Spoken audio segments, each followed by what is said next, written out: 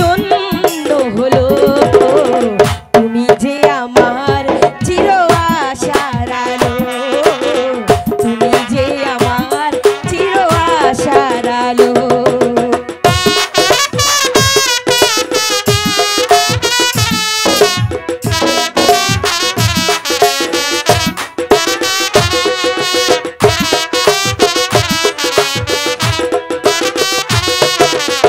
দাদা দাদা দোলাল কিছু বলবি? হ্যাঁ দাদা, গতকাল যে অঙ্কটা তুমি কষেছিলে না, স্যার বলেছে সেই অঙ্কটা ভুল হয়েছে। ভুল হয়েছে? হ্যাঁ, আর আমি যে অঙ্কটা কষেছি সেটা সঠিক হয়েছে। তুমি বারবারই ভুল করে যাচ্ছ। আমি বারবার ভুল করছি? হ্যাঁ। ওরে দোলাল, তোরটা সঠিক হলেই চলবে, কিন্তু জানিস বলো আজ কেন বারবার কাকামণির কথা মনে পড়ছে? তাই তো, সে যে আমাদেরকে রেখে চলে গেল, আজ পর্যন্ত আমাদেরকে দেখতে এলো না, বুঝতে পারছি না দাদা। জানিস না রে দোলাল, আমাদের কাকামণির কাঁধে বিশাল রাজ্যের দায়িত্বভার, তাই তো আসতে বিলম্ব হচ্ছে। ওরে বাবা, আমাদের পুরো রাজ্যটা কি কাকার কাঁধের উপরে? কাঁধের উপরে নয় না তাহলে? ওনার উপর দায়িত্ব রয়েছে। ও দায়িত্ব, বুঝতে পেরেছি। আপন দুলাল। গুরুদেব। গুরুদেব আসুন। গুরুদেব তোরা এখানে, আমি তোদেরকে কত জায়গায় খুঁজে বেরিয়েছি রে। এই তো আমরা ঘুরতে ঘুরতে এখানে চলে এসেছি। জানেন গুরুদেব, কাকা বাবু সে যে আমাদেরকে রেখে চলে গেল, আজও তো দেখতে এলো না। আসবে, হয়তো রাজকীয় কাজে ব্যস্ত, তাই তো আসতে পারিনি। নিশ্চয়ই তোদেরকে দেখতে আসবে রে দুলাল। দাদা, কাকার কত শাখা। ওই তো আমাদের কাকা বাবু মনে আসছে। কাকা, কাকা, কাকা, কাকা, দুলাল, কাকা, তুমি এতদিন কোথায় ছিলে? কেন রে? মহলে ছিলাম। মহলে ছিলে, আর আমরা বুঝি তোমাদেরকে না দেখে থাকতে পারি? বন্ধু, তোমার মুখখানা এত মলিন কেন? তোমার মুখখানা এত মলিন কেন? খুলে বলো মহারাজ কেমন আছে? মহারাজ ভালোই আছে মাস্টার, কিন্তু কিন্তু কি বন্ধু, তুমি খুলে বলো। প্রাসাদে প্রাসাদে প্রাসাদে আপন দুলালের নতুন মা এসেছে। কি দারুণ! ও দাদা, শুনেছো? প্রাসাদে আমাদের নতুন মা এসেছে। গুরুদেব, আমাদের মা এসেছে। দাদা, আমি মাকে দেখতে যাব। বেঈমান, তুই না মুসলিম, তুই না বীর যোদ্ধা, তুই না রাজ্যের সেনাপতি, তোর খুঁটি দর্শে কি তোর বাড়ি ছিল না? তুই কি পারলি না তুই তোর বাড়ির দাঁড়াই ধর্মপুর রাজ্যটাকে ভেঙে কাল তুলে দিতে? পারতাম মাস্টার, আমি সব পারতাম। আমি সেনাপতি বীর কাসিম, আমার অধীনে হাজার হাজার সৈন্যবাহিনী, রাজা ধনপতি যেই মুহূর্তে চন্দ্রাকে নিয়ে মহলে প্রবেশ করেছে, ইচ্ছা করলে ঠিক সেই মুহূর্তে প্রাসাদ সহ এই রাজ্যটাকে আমি নরকে পরিণত করতে পারতাম। ও কাকা, আমি ছোট মাকে দেখতে যাব, ছোট মাকে দেখতে যাব গুরুদেব। কিন্তু পারিনি মাস্টার, পারিনি। কারণ এতে তো সমস্যার সমাধান হবে না। পিতা হয়ে যদি সন্তানের মঙ্গল কামনা না করে, তাহলে এখানে আমার কি করার থাকতে পারে? তাই তো নতুন রানী প্রাসাদে এসে আপন দুলালকে দেখতে চেয়েছে। মহারাজ আমাকে ডেকে বলেছে আপন দুলালকে তোমার কাছ থেকে মহলে নিয়ে যেতে। না, অসম্ভব। সম্মুখে তাদের বার্ষিকী পরীক্ষা, তাছাড়া আবিমাতার হাতে আমি আপন দুলালকে তুলে দেব না। মাস্টার, আমি তোমাকে কথা দিচ্ছি, মাত্র দুদিনের জন্য ওদের বিদায় দাও। দুদিন পর আমি নিজে আপন দুলালকে তোমার এখানে এনে দিয়ে যাব। গুরুদেব দেখুন না, ছোট মায়ের কথা শুনে আনন্দ দোলাল এমনি ভাবে আনন্দে নেচে উঠেছে। তাই তো বলছি, শুধু 2টি দিনের জন্য আমাদেরকে দয়া করে অনুমতি দিন যাবার জন্য। হ্যাঁ হ্যাঁ মাস্টার, তুমি 2 দিনের জন্য অনুমতি দাও, ওদেরকে আমি নিয়ে যাই। দেখতে পাচ্ছ না আনন্দ দুলাল মায়ের কথা শুনে কিভাবে আনন্দে নেচে উঠেছে। তোমার আবার কি কাজ ওর মুখের হাসি বিলিয়ে দেওয়া? ওরে আপন, ওরে দুলাল, গুরুদেব, আজ আমি রিক্ত নিঃস্ব, দেবার মতো আমার কাছে কিছুই নেই। তাই তো আমার এই গুরু দেওয়ার চাদরটা আমি তোমাকে উপহার দিলাম।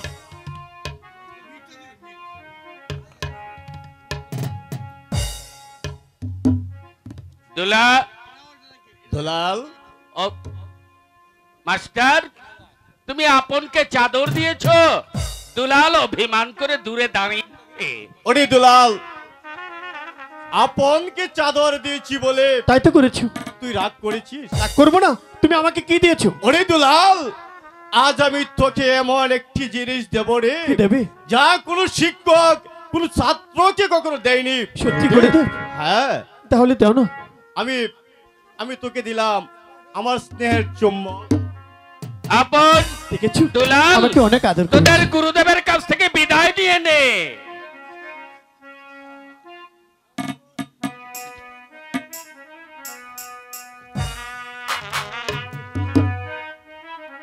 দাদা, দাদা, দুলাল, কিছু বলবি? হ্যাঁ দাদা, গতকাল যে অঙ্কটা তুমি কষেছিলে না, স্যার বলেছে সেই অঙ্কটা ভুল হয়েছে।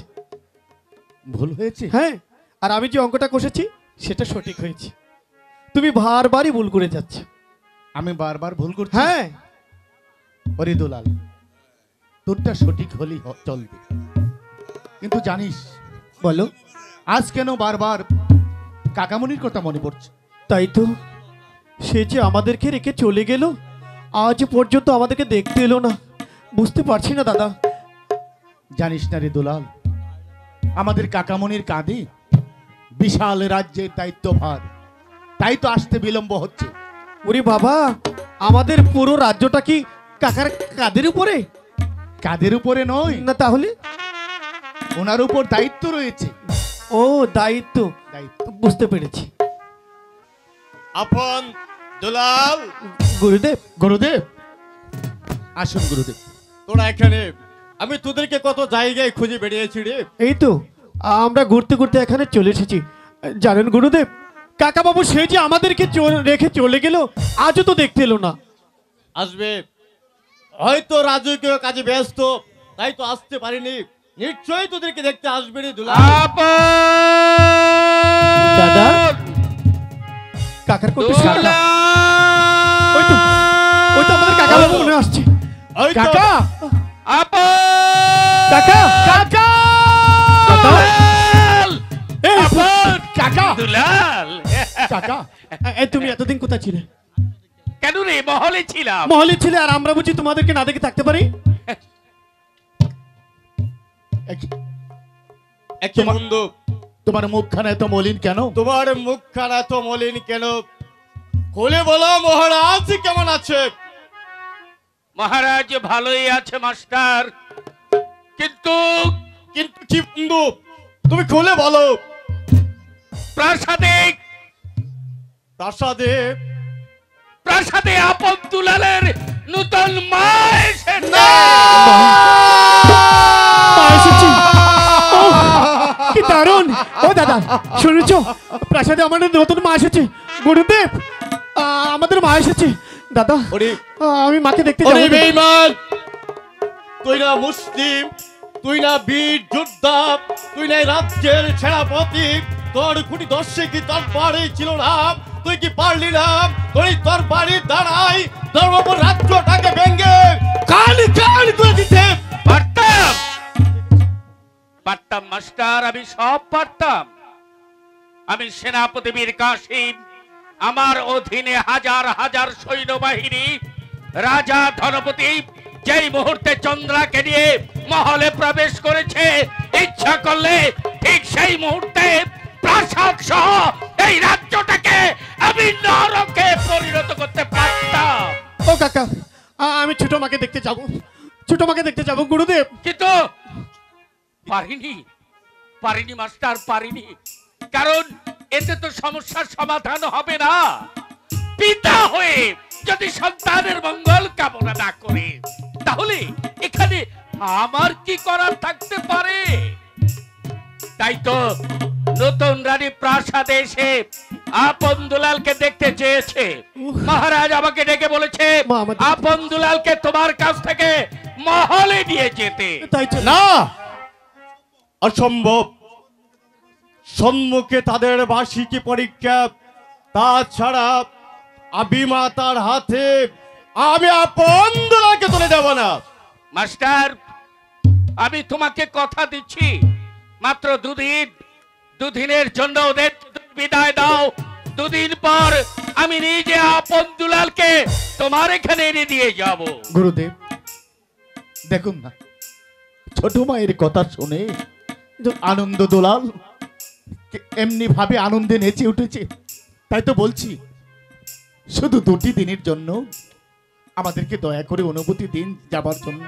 হ্যাঁ হ্যাঁ মাস্টার, তুমি 2 দিনের জন্য অনুমতি দাও, ওদেরকে আমি নিয়ে যাই। দেখতে পাচ্ছ না আনন্দ দুলাল মায়ের কথা শুনে কিভাবে আনন্দে নেচে উঠেছে। তোমার আবার কি কাজ ওর মুখের হাসি বিলিয়ে দেওয়া? ওরে আপন, ওরে দুলাল, গুরুদেব আজ আমি রিক্ত নিঃস্ব, দেবার মতো আমার কাছে কিছুই নেই। তাই তো আমার এই গুরু দেওয়ার চাদরটা আমি তোমাকে উপহার দিলাম।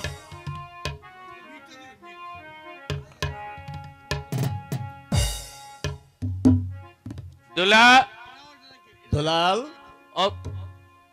মাস্টার, তুমি আপনকে চাদর দিয়েছো? দুলাল অভিমান করে দূরে দাঁড়িয়ে। ওরে দুলাল, আপনকে চাদর দিয়েছি বলে তাই তো করেছো। তুই রাগ করেছিস? রাগ করবো না। তুমি আমাকে কি দিয়েছো? ওরে দুলাল, আজ আমি তোকে এমন একটি জিনিস দেব রে, দেবে? যা কোনো শিক্ষক কোনো ছাত্রকে কখনো দেয়নি। সত্যি করে দেব? হ্যাঁ। তাহলে দাও না। আমি তোকে দিলাম আমার স্নেহের চুম্বন। আপন দেখেছো, দুলাল আমাকে অনেক আদর করে। তোদের গুরুদেবের কাছ থেকে বিদায় নিয়ে নে।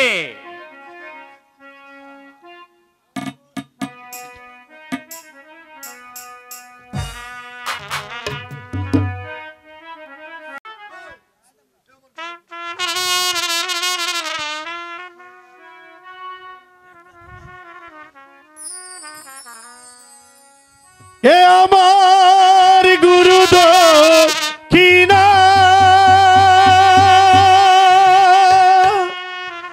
গুরুকে জানাই প্রণাম।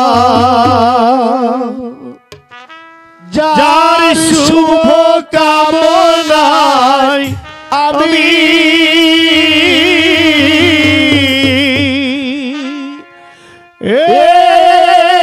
ঈশ্বর পেলাম।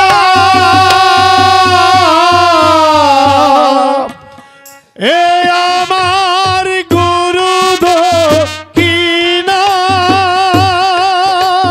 গুরুকে জানাই প্রণাম। যার শুভ কামনায় আমি ঈশ্বর পেলাম। হে আমার গুরু দক্ষিণা।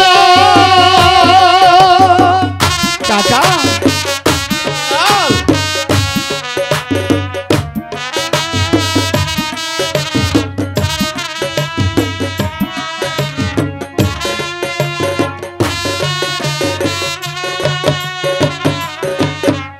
ফুল তো হাজার ফুটে শাখায় শাখায়, সবাই তো দেবতার পরশ না পায়। আরে দুলাল,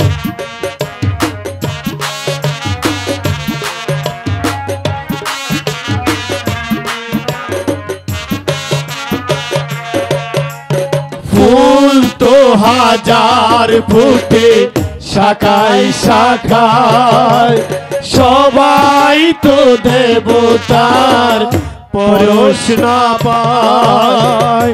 তোমার আশিসে ধন্য হলাম, তোমার আশিস মোরে ধন্য হলাম। এ আমার গুরু দক্ষিণা। দুলাল, আরে দাদা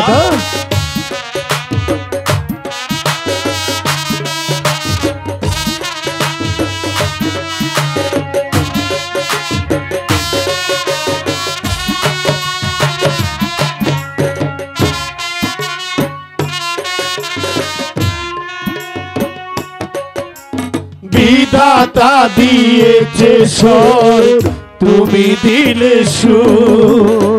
স্নেহ ভরা মমতায় বাধা হলো। দুলাল,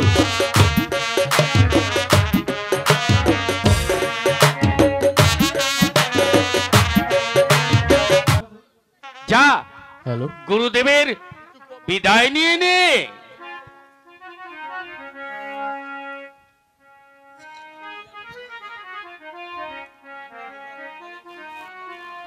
ও বিদায় দেবী, দায় দেন গুরু,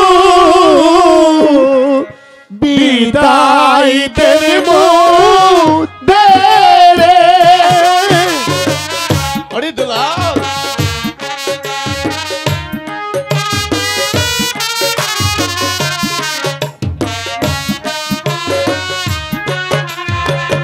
ও হাই গো ছোট মাকে দেখতে যাব গুরু, আমরা দুটি ভাইয়ে গো, আমরা দুটি ভাইয়ে।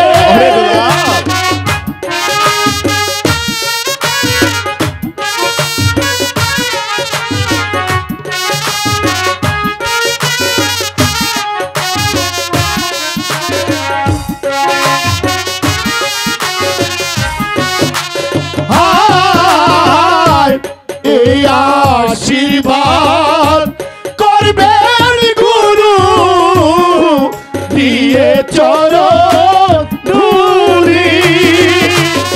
আরে দুলাল, আপন গুরুদেব,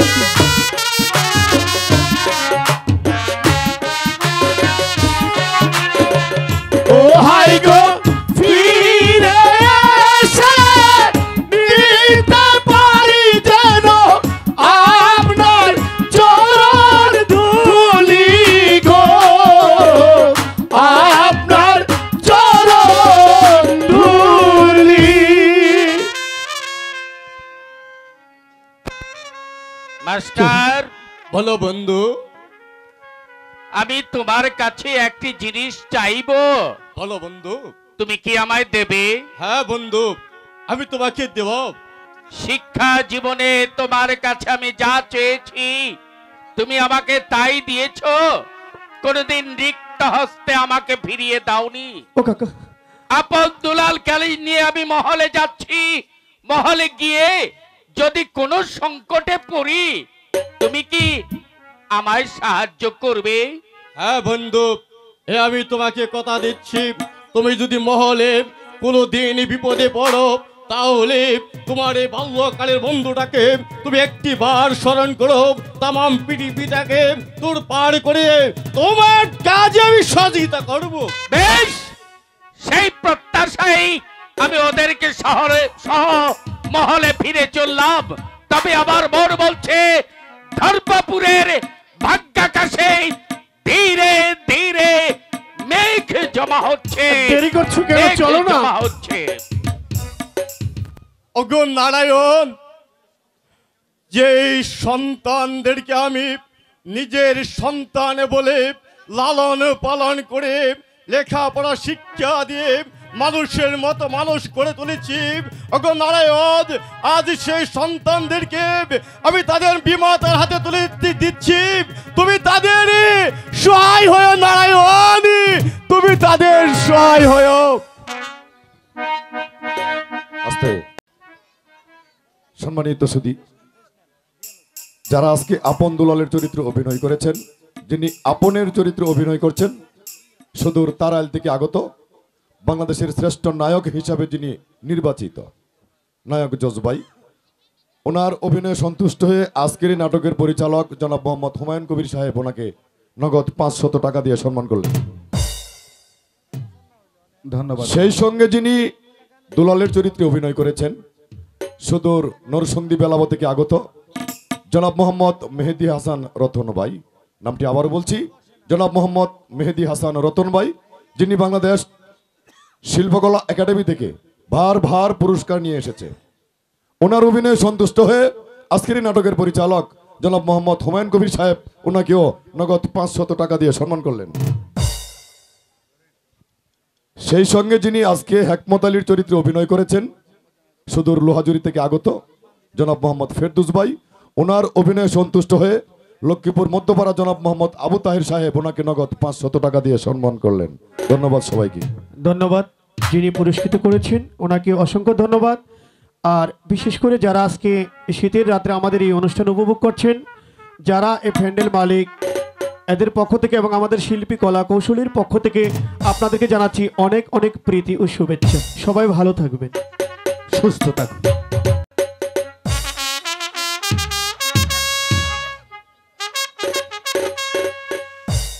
মহারাজ, আপন দুলাল যে এখনো এলো না, তাহলে কি মীর কাসা মালিকা আমার সাথে বেইমানি করেছে? মা, মা কোথায়? মা, মা, পিতা, দুলাল, মা, পিতা, কেমন আছেন পিতা? আপনি আমার প্রণাম ভালো আছো বাবা?